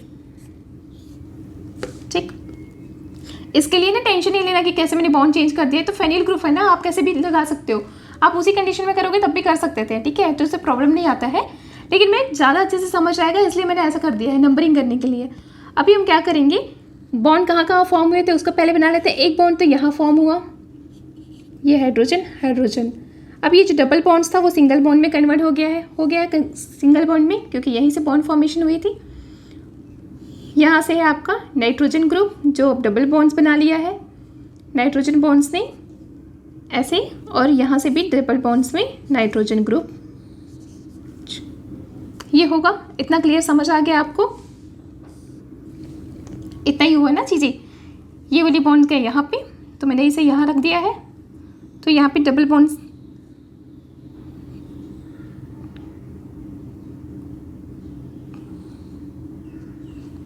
कुछ इश्यूज़ हो रहे हैं, 1 मिनट।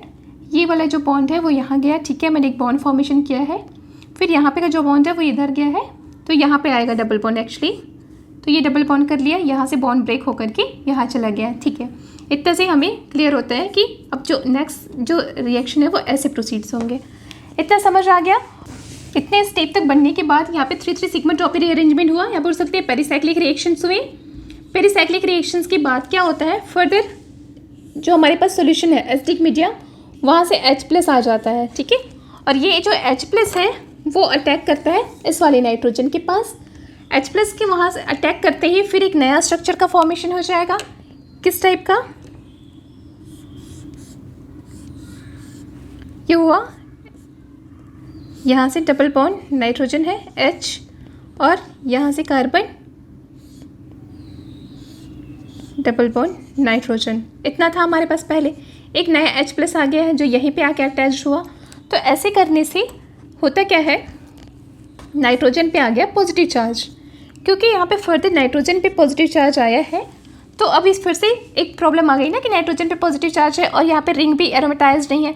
ज़्यादातर कोई भी रिंग क्या करते हैं, एरोमेटाइजेशंस को फेवर करते हैं कि वो एरोमेटाइज्ड हो जाए। तो होता क्या है, यहाँ पे बहुत सारे ड्राइविंग फोर्स है जिससे कि ये सारी जो कंपाउंड्स है वो ज़्यादा स्टेबिलिटी को ऑक्यूपाई करें। तो रिएक्शंस में होगा क्या, ये जो अमोनिया है, सबसे पहले तो यहाँ से देखो आप, ड्राइविंग फोर्स ये है कि नाइट्रोजन ने पॉजिटिव चार्ज बना रखा है, लगा रखा है अपने ऊपर, तो उसको तो चाहिए इलेक्ट्रॉन। तो ये क्या करता है, ये इस इलेक्ट्रॉन को अपने साइड खींचता है। जैसे इसने इस इलेक्ट्रॉन को अपने साइड पे अट्रैक्ट किया तो ये हो जाएगा इलेक्ट्रॉन डेफिशिएंट। तो इस इलेक्ट्रॉन डेफिशिएंट में अब ये जाके अटैक करेगा ऐसे, और क्योंकि इस लोन पेयर ने अटैक किया इसलिए ये नेगेटिव चार्ज गया इधर, और ये वाला रिंग में हाइड्रोजन H+ की फॉर्म में बाहर निकलेगा फर्दर, और ये रिंग अपने आप में साइक्लाइज हो जाएगा। क्या क्या हुआ, समझ आ रहा है चीज़ें, या एक बार फिर से बताओ? कुछ नहीं हो रहा है ज़्यादा, आप किसी भी तरीके से साइक्लाइज कर सकते हो, स्टेबिलिटी मिलनी चाहिए। हुआ क्या, ये इलेक्ट्रॉन आया इस जगह पे, ये जो इलेक्ट्रॉन था वो गया नाइट्रोजन पे, नाइट्रोजन हो गया इलेक्ट्रॉन रिच, एंड इसने अटैक किया इलेक्ट्रॉन डेफिशिएंट कार्बन पे, और यहाँ से जो डबल बॉन्ड का इलेक्ट्रॉन है वो आ गया इस पॉजिटिव चार्ज को स्टेबलाइज करने के लिए। दैट्स इट, इतनी प्रोसीजर यहाँ पे हुआ। और इस रिएक्शन के बाद हमारे पास मिल गया क्या, 5 मेंबर रिंग। कैसे बोल रही हूँ मैं, 5 मेंबर रिंग मिल गया, 1 2 3 4 एंड 5 मेंबर रिंग का फॉर्मेशन हुआ। सॉरी, यहाँ से नहीं है, इस नाइट्रोजन ने अटैक किया, उसने नहीं। 1 2 3 4 5 मेंबर रिंग का फॉर्मेशन होगा। आफ्टर दैट 5 मेंबर रिंग का फॉर्मेशन हुआ, और साथ ही ये वाले ग्रुप को बाहर कर देंगे। ठीक है, होगा क्या, अब जो मेरा प्रोडक्ट मिल रहा है उसमें पहले तो ये रिंग अपने आप में साइक्लाइज्ड हो गया, क्योंकि इलेक्ट्रॉन्स यहाँ पे शिफ्ट हुए ना, तो ये रिंग साइक्लाइज्ड हो गया। साथ ही 5 मेंबर रिंग का फॉर्मेशन हुआ, वो भी कैसा ring, nitrogen containing 5 member ring, क्योंकि ये नाइट्रोजन ने अटैक किया था ना इधर, तो नाइट्रोजन कंटेनिंग 5 मेंबर रिंग का फॉर्मेशन भी हो गया इतने प्रोसेसर में। अब दिख रहा है ना, लाइक हमें इंडोल का फॉर्मेशन हो रहा है, होता हुआ दिख रहा है हमको यहाँ से। अब होता क्या है आगे, ये वाला जो पोजीशन है 5th पोजीशन जहाँ पे इसने अटैक किया था, उसी से अटैच्ड है मेरा NH2 ग्रुप, है अटैच्ड NH2 ग्रुप, और यहाँ पे एक हाइड्रोजन भी है, यहाँ भी एक हाइड्रोजन है। तो इतनी चीज़ें पता चल गई। आगे फर्दर रिएक्शंस क्योंकि अभी भी एसिडिक मीडियम में प्रोसीड्स हो रहे हैं, तो H+ फिर से आएगा और ये H+ अटैक करेगा इस नाइट्रोजन पे क्योंकि यहाँ पे लोन पेयर है, और फिर बन जाता है आपका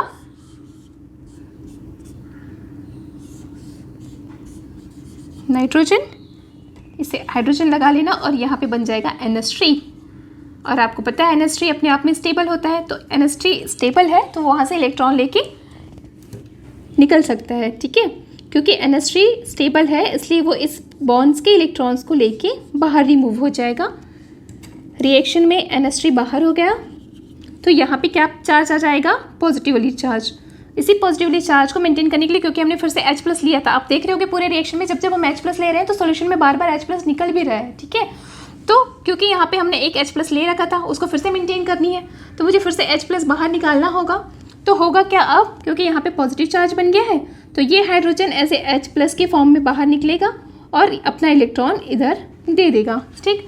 तो मेरे पास जो बनना था वो प्रोडक्ट मिल गया, क्या, इंडोल। और इंडोल है क्या, फ्यूज्ड बेंजीन और फ्यूरेन का रिंग। तो फाइनली हमने अभी सिंथेसाइज कर लिया है किसको, इंडोल को, और इसको क्या बोलते हैं, फीसर इंडोल सिंथेसिस मैकेनिज्म या सिंथेसिस प्रोसेस।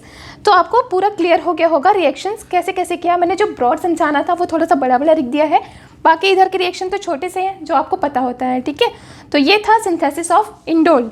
इसके बाद मैं आपको बताती हूँ synthesis and mechanism of the क्या, क्विनोलिन। तो तीनों हमारा हेट्रोसाइक्लिक कंपाउंड से सिंथेसिस जो है वो कंप्लीट हो जाता है, ठीक है। इंडोल के सिंथेसिस मैकेनिज्म कंप्लीट हुआ, इसके बाद हम क्या करते हैं, क्विनोलिन। क्विनोलिन को कैसे सिंथेसाइज किया जाता है, इसके लिए इंपॉर्टेंट जो मैकेनिज्म है या सिंथेसिस रिएक्शन है वो है स्कार्प। स्कार्प साइंटिस्ट है, उन्होंने दिया था इसका सिंथेसिस जिससे हम क्विनोलिन का फॉर्मेशन करते हैं, ठीक है। इसके लिए रिएक्टेंट जो यूज़ किया जाता है वो है क्विनोलिन जो है synthesized by heating of aniline, glycerol and concentrated H2SO4, ठीक। तो क्या क्या कर ले रहे हैं हम, कौन कौन सा रिएक्टेंट ले रहे हैं, यहाँ पे एनिलीन लेते हैं। What is the structure of aniline, एलिन की बात करें तो ये एक बेंजीन ही का स्ट्रक्चर होता है, NH2, ठीक है। इसकी रिएक्शन कराई जाती है किसके साथ, ग्लिसरॉल। ग्लिसरॉल का फॉर्मूला क्या हो जाएगा, CH2OH, CHOH एंड CH2OH, ठीक है। 3 कार्बन कंटेनिंग कार्बोहाइड्रेट ही तो है। इसके बाद इसकी रिएक्शन करा सकते हैं आप कंसनट्रेटेड H2SO4, मतलब बोल सकते हो एसिडिक मीडियम लेंगे हम, ठीक है। इसके जब रिएक्शन कराते हैं तो फॉर्मेशन होता है क्विनोलिन। ये बहुत इंटरेस्टिंग मैकेनिज्म है और बहुत ही ईजी है क्योंकि एसिडिक कैटालाइज्ड रिएक्शन है। आपको पता है एसिडिक कैटालाइज्ड रिएक्शन में क्या होता है, H+ से ही रिएक्शन सारे प्रोसीड्स होते जाते हैं, ठीक है। स्टार्ट कर रही हूँ मैं। सबसे पहला जो रिएक्शन होता है स्टेप 1 हम बोल सकते हैं जिसको, वो होगा क्या, ग्लिसरॉल की रिएक्शन।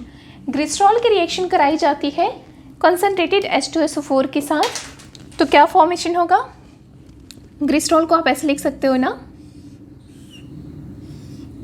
ऐसे, ये हो गया OH, ये दूसरा वाला OH और यहाँ पे एक और OH है and it's 4 carbon, 3 carbon, 1 2 and 3, this is the glycerol. Glycerol react with H2SO4। तो H2SO4 से रिएक्ट करने का मतलब है, वो बोल रहे हैं कि एसिडिक मीडियम में हम इसके रिएक्शन करा रहे हैं। एसिडिक मीडियम मतलब H+ के प्रेजेंस में।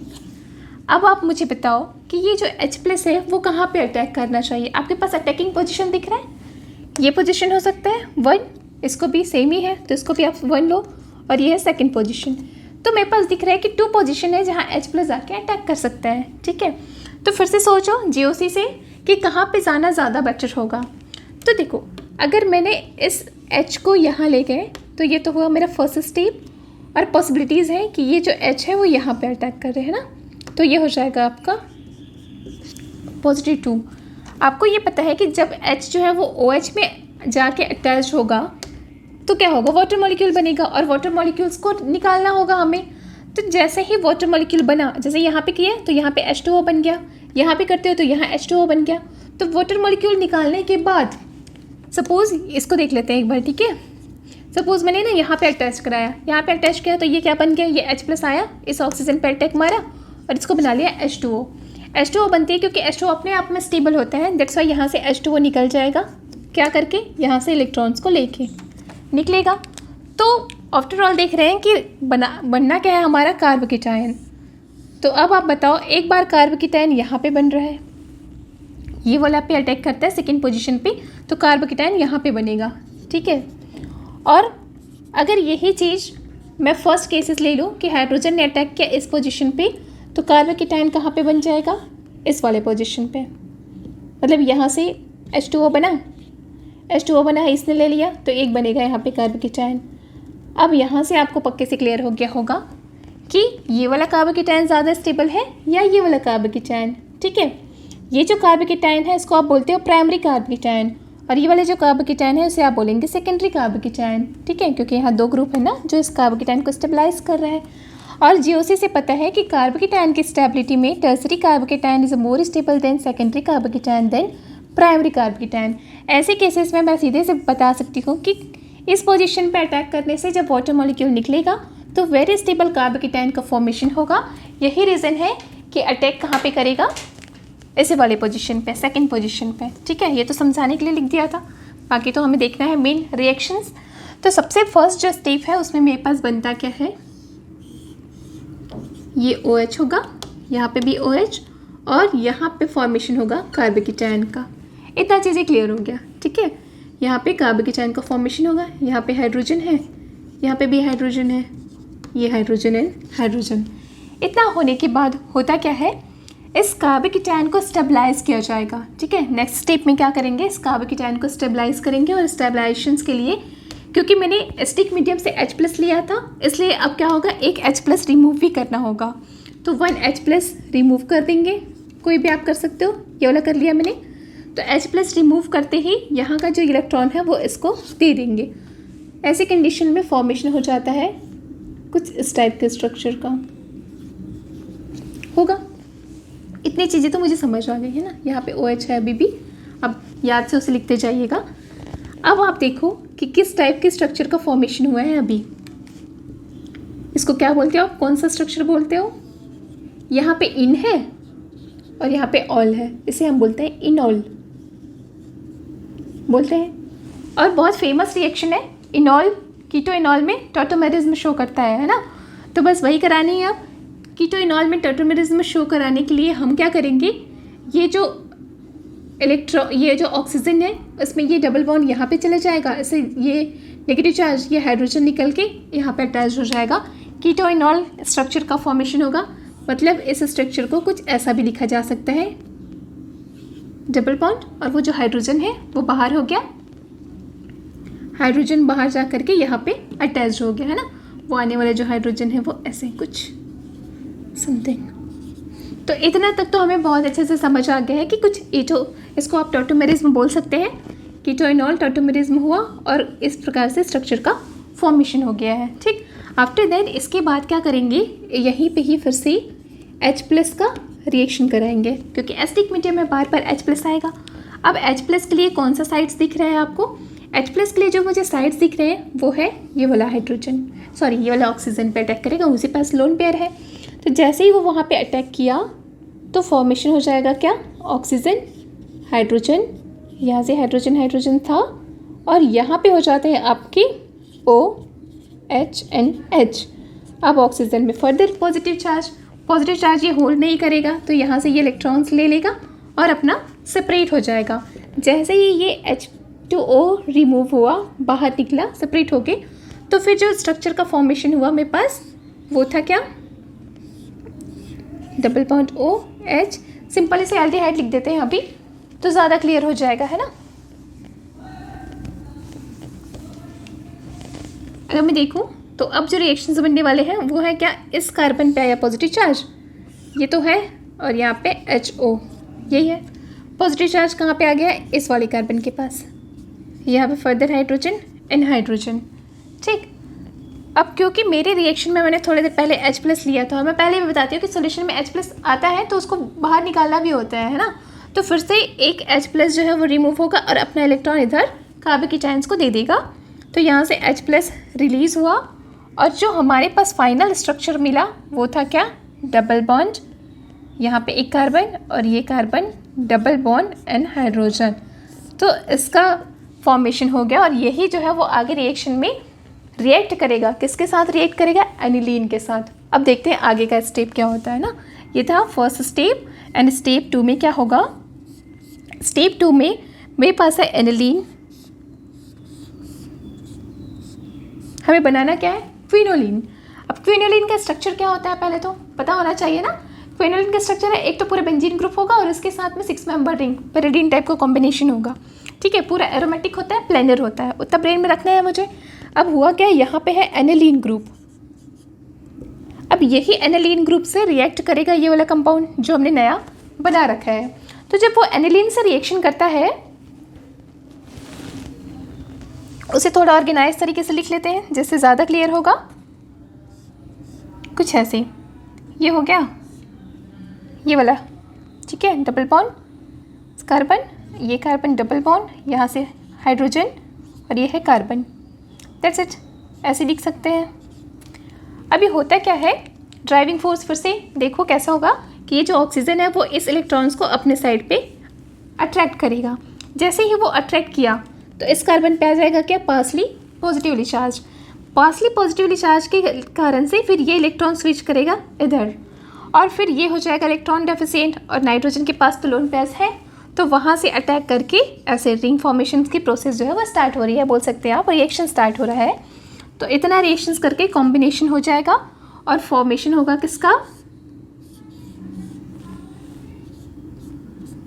यहाँ से ये जो नाइट्रोजन है उसने अटैक कर लिया है और इसने कार्बन के साथ अटैच हुआ, कार्बन से एक सिंगल बॉन्ड यहाँ पे, फर्दर डबल बॉन्ड, और ये ऑक्सीजन पे नेगेटिवली चार्ज हियर हाइड्रोजन, ठीक है। यहाँ पे पॉजिटिव चार्ज है। अब देखो नाइट्रोजन ने क्या कर रखा है, यहाँ पे पॉजिटिव चार्ज बना लिया। तो क्योंकि मैंने फिर से रिएक्शन में अभी एक बार क्या लिया, H+ लाया था, अब फिर से एक H+ निकालना पड़ेगा मुझे। रिएक्शन में ऐसे ही सब होते रहता है, एसिडिक मीडियम में रिएक्शन चल रही है ना। तो होगा क्या, फर्दर इसको स्टेबलाइज करने के लिए ये जो इलेक्ट्रॉन है वो इसे दे देगा और H+ बाहर रिमूव हो जाएंगे, ऐसे H+ को रिमूव करके इसको न्यूट्रलाइज करने के लिए, ठीक है, नाइट्रोजन को, क्योंकि nitrogen is a more electronegative atom, that's why वो होल्ड नहीं कर पाएगा पॉजिटिव चार्ज को। तो यहाँ से तो ये बैलेंस हो गया, ये है नाइट्रोजन, और नाइट्रोजन ने फिर इधर कार्बन से रिएक्ट कर रखा है, कार्बन कार्बन जो कि डबल बॉन्ड्स बना है, ये 1 कार्बन 2 कार्बन, ठीक है, ये 1 कार्बन और 1 कार्बन से सेकंड कार्बन उसने डबल बॉन्ड बना रखा है, CO नेगेटिव H, और यहाँ पे हो जाएगा ओनली H, और ये है लोन पेयर्स। इतना तक आपको क्लियर होगा? इसमें कोई डाउट्स है क्या? कोई भी डाउट्स आ रहा है ना, आप मुझे कमेंट बॉक्स में कमेंट करके बताइए कि क्या डाउट्स आ रहा है इसमें, ठीक है। एंड मैं हेटेरोसाइक्लिक कंपाउंड्स पूरा करने वाली हूँ, तो आप मुझे मेरे फेसबुक पेज पे भी फॉलो कर सकते हैं। साथ ही अगर आपको नोमेनक्लेचर में प्रॉब्लम होगा या बेसिक्स देखनी है तो आप ना आई बटन को क्लिक करो, वहाँ से आपको फर्स्ट वीडियो का लिंक मिल जाएगा।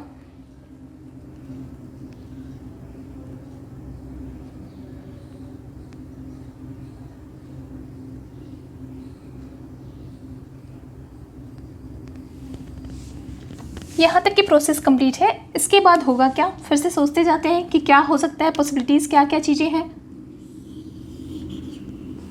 तो नेक्स्ट स्टेप में होगा कुछ ऐसा कि यहाँ पे फिर से टर्टोमेरिज्म होगा, इनोलेट का फॉर्मेशन हो गया है ना, आपको पता है इनोलेट का फॉर्मेशन हो गया है। तो ये यहाँ पे जाएगा और ये नेगेटिव चार्ज यहाँ, फिर एक हाइड्रोजन आएगा H+ और वो यहाँ पे अटैच हो जाएगा। तो ऐसे करके जो फाइनल स्ट्रक्चर मेरे पास मिलेगा वो होगा क्या, इसको तो ऐसे बना देते हैं ना, इसमें तो कोई चेंजेस नहीं आ रही है, चलो पूरा वैसे ही लिखते हैं जैसे लिखे हैं। अब यहाँ से हो गया ये कार्बन, इसने हाइड्रोजन के साथ बॉन्ड बना रखा है, और अब इसे कुछ हम ऐसे अरेंज करते हुए लिख देते हैं। ये इस कार्बन के साथ है, अब तो यहाँ हाइड्रोजन हाइड्रोजन आ गया है, सारा कंप्लीटेड है, और ये हो जाएगा एक कार्बन जो कि डबल बॉन्ड्स बनाया है, और यहाँ से हाइड्रोजन। इतनी चीज़ें अभी कंप्लीट हो गया, ठीक। उसके बाद फर्दर एक H+ आएगा और वो H+ अटैक करेगा उस ऑक्सीजन पे, क्योंकि ऑक्सीजन पे ही लोन पेयर है, बाकी कहीं भी पोजीशन दिख रहा है जहाँ H+ आके अटैक कर सके। तो एक नया H+ आएगा एसिडिक मीडियम से, और ये जो है वो अटैच हो जाएगा यहाँ पे, तो ये हो जाएगा पॉजिटिवली चार्ज, और पॉजिटिवली चार्ज होने से यहाँ पे इलेक्ट्रॉन की डेफिशिएंसी होगी। ये इधर ड्राइविंग फोर्स है ना, इसने इलेक्ट्रॉन लिया, तो इधर तो हो गया OH, और यहाँ पे इलेक्ट्रॉन डेफिशिएंट हो गया। इसी इलेक्ट्रॉन डेफिशिएंट पे ये वाली जो रिंग है वो जाएगा, क्या चीज़ें समझ आ रही है? ये इधर जाएगा, ये इधर जाएगा और ये जो H प्लस है वो आके वहाँ पे अटैच हो जाएगा। इस कंडीशंस में जो नया स्ट्रक्चर हमें मिलता है वो है क्या? अब तो यहाँ पे बॉन्ड चला गया है ना, तो दिख ही रहा है कि बॉन्ड ने उधर अटैक किया हुआ है, क्योंकि मुझे आफ्टर ऑल 6 मेंबर रिंग बनाना था एक और, वो भी नाइट्रोजन कंटेनिंग। तो अब यहाँ से एक नया बॉन्ड का फॉर्मेशन हुआ है Cp,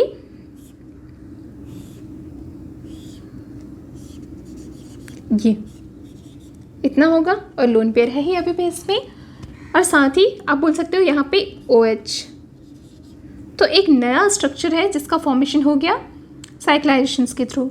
अब क्या होगा, इस रिंग ने अपना एरोमेटाइजेशन डिस्टर्ब किया है। आपको ये भी पता है कि कोई भी रिंग एरोमेटाइजेशन डिस्टर्ब करने के बाद स्टेबल नहीं रह सकता, तो फिर से वो क्या करेगा, अपने एरोमेटाइजेशंस को मेंटेन करने की ट्राई करेगा। ठीक है, तो आगे क्या होगा, वहाँ से वो अपना एरोमेटाइजेशन मेंटेन करेगा, H प्लस को रिमूव करेगा,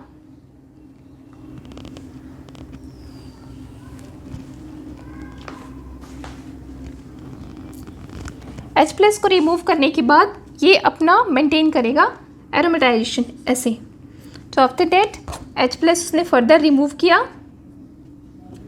और एरोमेटाइजेशन जो हो गया वो है फिक्स्ड।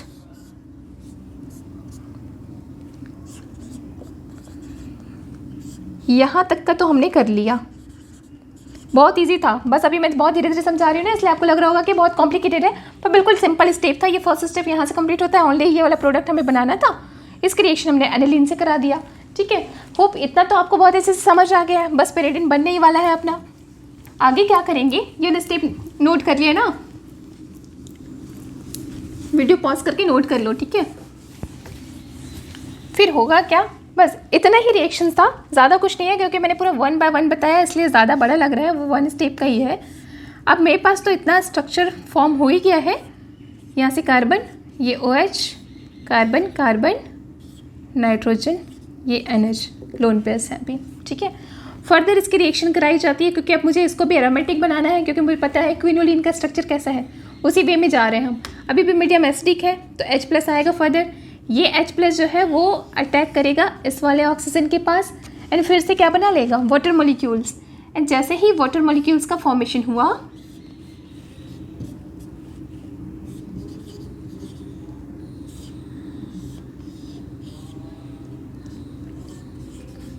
तो ऑक्सीजन पे आया positive charge and due to this positive charge, ये यहाँ पे गया ना, इस पॉजिटिव चार्ज के कारण क्या करेगा, ये यहाँ से इलेक्ट्रॉन्स लेगा और इसको इलेक्ट्रॉन डेफिशिएंट बना देगा।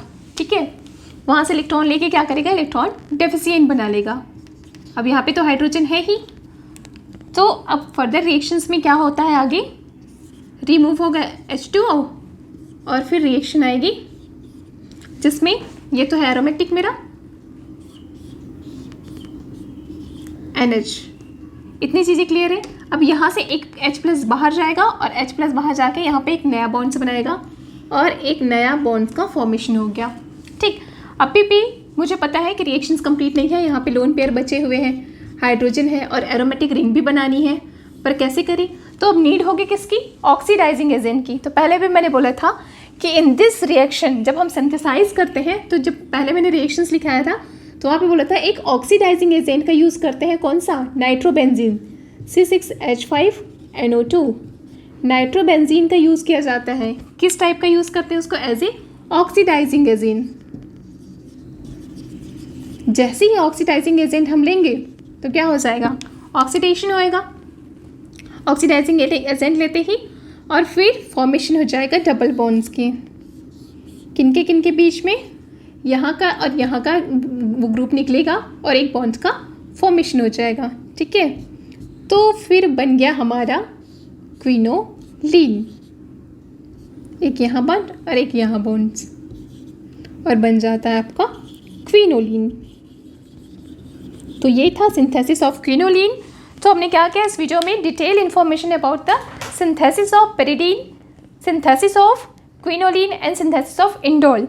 मैकेनिज्म देखा, बहुत ही डीप में स्टडी किया। ठीक है, इसके बाद जो वीडियो बनाने वाली है उसमें क्या करेंगे, पूरी केमिकल रिएक्शंस कराएंगे। केमिकल रिएक्शन मतलब क्या पोजीशन होता है, कैसे इलेक्ट्रोफिलिक सब्स्टिट्यूशन होगा, किन किन पोजीशन में इलेक्ट्रोफिलिक सब्स्टिट्यूशन होगा, किन किन पोजीशन में न्यूक्लियोफिलिक सब्स्टिट्यूशन होता है। साथ ही हम पढ़ेंगे बेसिसिटी का क्या क्या डिफरेंस है, फ्यूरेन में, पायरोल में, पेरिडीन में, थायोफिन्स में, सब में हम कंप्लीटली स्टडी करेंगे कि कैसे हम उसमें बता सकते हैं कि किसकी बेसिसिटी ज़्यादा है और किसकी एसिडिटी ज़्यादा है। ठीक है, चैनल को सब्सक्राइब कर दीजिए, शेयर कीजिए। जितना ज़्यादा आप कमेंट करोगे उतना ज़्यादा मुझे मोटिवेशन मिलता है। ठीक है, तो कमेंट तो करना ही करना है। आप आंसर्स को कमेंट्स करना या जो भी है, जैसा भी आपको लगता है। इस बार मैंने ट्राई किया थोड़ा स्लो पढ़ाने का, तो वो देखो, उसके बाद मुझे कमेंट करो।